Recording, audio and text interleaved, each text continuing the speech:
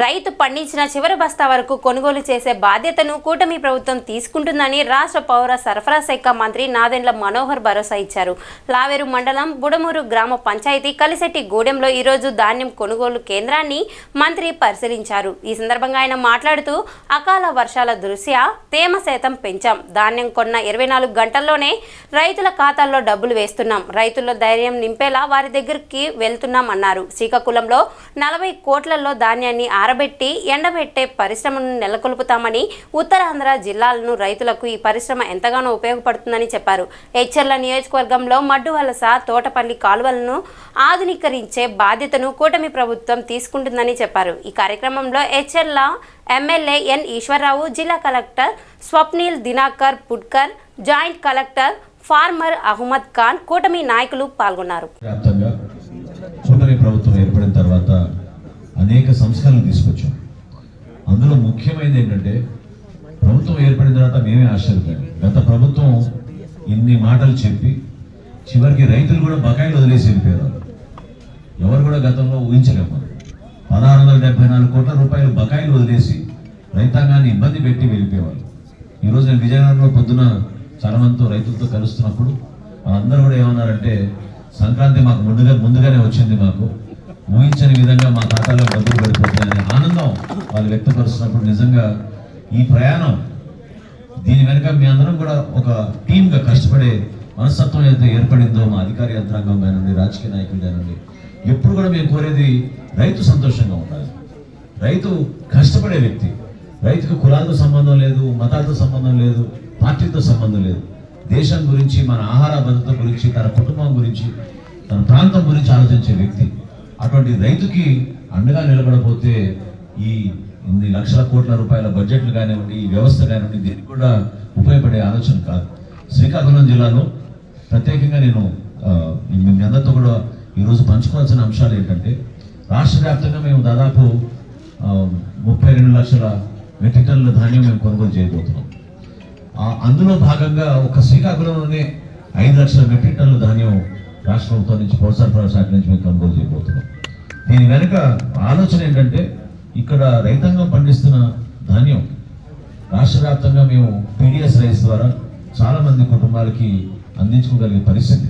చాలా మంచి నాణ్యమైన బియ్యం, ప్రతి ఒక్కరు కూడా కోరుకునే బియ్యం ఈ ప్రాంతంలో కష్టపడి పండిస్తారు. అటువంటి ప్రాంతంలో మరి ఇప్పుడే సోదరుడు ఈశ్వరరావు గారు చెప్పినట్టు సాగునీరు కోసం మీరందరూ పడుతున్న కష్టాల గురించి, ఈ 2 కాలువల గురించి ఆయన చెప్పారు.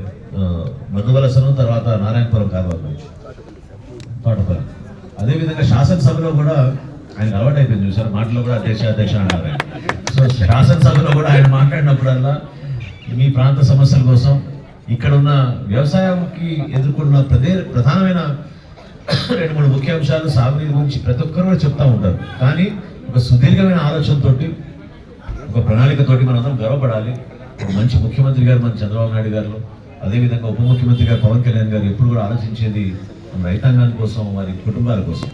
సో ముందుగా నేను గర్వపడి చెప్పగలిగేది ఏంటంటే, గత ప్రభుత్వం ఇదే రోజున గత ప్రభుత్వం 5 సంవత్సరాలు పరిపాలించిన వైసీపీ ప్రభుత్వం గత సంవత్సరం శ్రీకాకుళం జిల్లాలో 7,217 మెట్రిక్ టన్నుల ధాన్యం కొనుగోలు చేశారు. ఈ రోజు 7,217 మెట్రిక్ టన్నుల ధాన్యం కొనుగోలు చేశారు. అదే కూటమి ప్రభుత్వం ఈ రోజుకి 1,15,000 మెట్రిక్ టన్నులు మేము కొనుగోలు చేశాం. వాళ్ళు చేసిన రైతుకి నిలబడిన అండ ఏంటో, ఏ విధంగా మా కూటమి ప్రభుత్వం చంద్రబాబు నాయుడు గారి నాయకత్వంలో ఏ విధంగా మేము కష్టపడి రైతాంగంగా నిలబడుతున్నాం ఒకసారి ఊహించండి. 253 కోట్ల రూపాయలు 253 కోట్ల రూపాయలు 24 గంటల లోపే రైతు ఖాతాల్లో మేము జమ చేశాం. అంత అద్భుతమైన కార్యక్రమం మేము తీసుకెళ్తున్నాం. ధాన్యం కొనుగోలు విషయంలో రైతుకి మేము కలిగించిన వెసులుబాట్లు ఏ మిల్లుకైనా తోలుకోవచ్చు. ఎందుకంటే రైతే రాజు కదా. ప్రభుత్వం ఎవరు నిర్ణయించడానికి?